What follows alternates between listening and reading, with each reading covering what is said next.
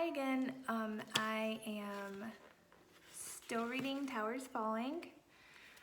We read the first chapter yesterday, and so I'm going to read, I just looked at it, chapters 2 and 3 are really short, and so I'm going to read both of those. So we will get through 2 chapters today. Hey Caden, I really miss you, bud. I quickly open the door. My mouth is pressed tight, mean. Arms crossed, I look around, daring anyone to disrespect me. But nobody's paying attention to me. Everyone's giggling, meeting up with friends. What'd you do? What'd you do? I hear Disney World, Jersey Shore, basketball camp. I hope the teacher doesn't say write an essay about your summer vacation. If she does, I'll leave the paper blank. Or else I have to lie. Say eviction is the best vacation. Hearing Ma weeping and Pop wheezing, cracking his knuckles while Lita sucks her pacifier double time and Ray holds my hand. I never lie. I won't. It's better to keep quiet. My family's never had a vacation, lest Pop not working is a vacation. I do remember one afternoon in Central Park, Raymond had a blue and cherry icy and I had a pretzel with salt. I ate slowly, watching trees sway and squirrels leaping across branches. Ma and Pop hugged. Pop even smiled. It was years ago, though. Lita wasn't even born.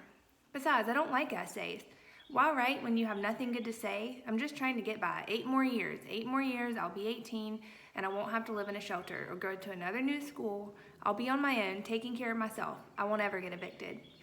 I look at the kids. Boys wear Nikes and Converse. The girls wear earrings, charm bracelets. Everybody smells like new clothes. Funny how the homeless shelter is in a nicer part of town than I've ever lived before. There's an actual grocery store instead of a deli. Kids are all colors. In my old neighborhood, everybody was black. Except for Avalon's ugliness, this neighborhood is richer. Brownstones with flower boxes instead of high-rises with ugly window air conditioners. I tug my t-shirt. It's a bit small, my belly button shows, my jeans are clean, but my feet are in flip-flops. My toenails aren't even painted. Slipping into a back row chair, I pull the pink ribbon off my ponytail and stuff it in my pocket. A boy 2 chairs away blinks behind glasses. What are you looking at? I'm Ben. I stare at the wimpy hand. It's pink and stubby. He sniffs and pulls his hand back and uncrosses his legs. Cowboy boots? I can't believe it. Who wears cowboy boots? Y'all know I wear cowboy boots. I'm new too. Isn't that why you're sitting in the back? I give him my meanest stare. Not talking to anyone? My cheeks feel hot. I don't like anybody figuring me out. I'm talking to you, I snap. I talked first. I think Ben's sassing me and I ought to hit him, but his face is round and doughboy soft. Pleasant. Don't know why I'm thinking pleasant, never even used that word before, but it popped inside my head. I exhale, and Ben reminds me of Raymond, not street smart, just nice in a dumb kind of way. The classroom is bright and fancy, and streamers decorate the walls, and pictures of books are thumbtacked on bulletin boards. There's even a bookcase with new books and 2 red beanbag chairs. A huge calendar with a picture of blue-green water hangs on the wall. An ocean? Brooklyn doesn't do oceans, just sidewalks and buildings and boring, dirty rivers. One square has one for the first day of school. How many days do I have to be here? 1 is a lonely number 2. Nobody's paying me or Ben any attention. Girls are giggling, boys high-fiving, and gently shoving each other like they've known each other forever. I groan. These kids have probably been together since 1st grade. My luck. I look at Ben and he's smiling like I'm his best friend. He's got freckles and glasses and hair so short he looks like a soldier. We're losers. I'd be cool if I had nice clothes. Ben will never be cool. Miss Garcia. She's short, not much bigger than me. Her hair is curly black, her lips bright red, and she wears high heels. They click click as she comes into the room smiling, looking like a Barbie doll. At my old school, Miss Baker wore tennis shoes, sat, always complaining about her feet hurt, teaching, running after you kids. I never saw her run once. Miss Garcia claps her hands. 1, 2, 3. Amazing. Kids quiet and sit in their seats, hands folded on their desk. No way. One kid reaches for his backpack. Charles, sit. Laser-eyed, Miss Garcia stares, and Charles, not even a Charlie, sits. I was just getting my pencil. You'll get it later. Then, as if she remembers, Miss Garcia says, please, you'll get it later, please. Then she smiles extra wide like the lips do on a Miss Potato Head. She's nervous. Her red index finger taps the desk. Her forehead shines with sweat. Miss Garcia doesn't even introduce herself. I know her name because it's written in big script on the whiteboard. She stops smiling, then remembering, smiles again. I look over at Ben and he nods, looking at me. He's not dumb, after all. He knows no teacher acts like this on the first day of school. At my old school, there were usually the bubbly types who work really hard and leave after 1 year, or drill sergeants who shout, do this, don't do that, stop talking. They yell until my head aches and I don't learn anything. Miss Garcia seemed the bubbly type, but not so bubbly today. She also seems like a bubbly type who didn't quit teaching. At my old school, teachers were either really old with wrinkles and graying hair or else young with ponytails and pimples. Miss Garcia's skin is clear, her hair loose. On her finger is a diamond ring. New school year, pipes Miss Garcia. Principal Thompson wants us to try a new curriculum. She licks her lips. All lessons are to be integrated. What does that even mean? This school is already integrated. More integrated than any school I've ever been. In front of me, heads turn, kids whisper. Something's not right, different. Even the 5th grade regulars are surprised by Miss Garcia's nervous squeaks. Be relevant, Principal Thompson likes to say. History is alive.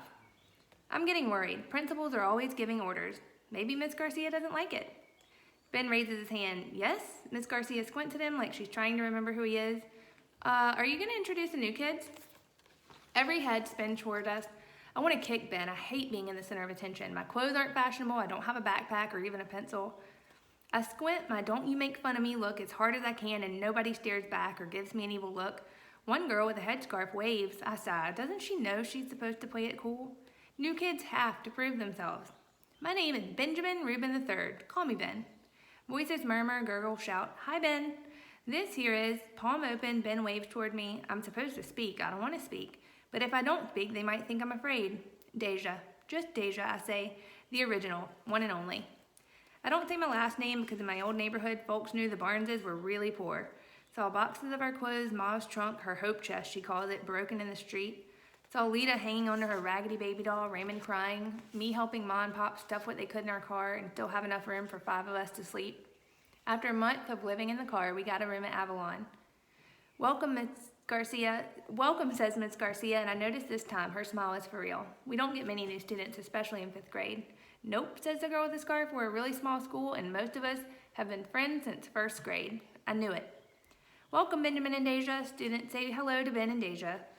Kids say hi, say their name. I'm surprised. For the first time, Miss Garcia looks relaxed and happy, and then she stands taller, clasping her hands. We're going to have an interesting start of the year. Special. She's still smiling, but her voice trembles like special is a problem. She breathes deep and shakes herself. Her hoop earrings wiggle. Today is September 6th. This is an important week, says Miss Garcia, looking left. An important month.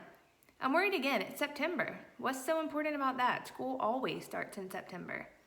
Miss Garcia claps her hands again. 1, 2, 3. We all quiet. Our first essay. Please write about your summer vacation. Everybody groans except Ben. He opens his backpack and hands me a pencil. I don't know why I take it. Sabine, please pass out the paper. The girl from earlier leaps up. Teacher's pet, I think. Sabine is smiling, passing paper to the left and right between aisles. Some kids even say, thanks, Sabine.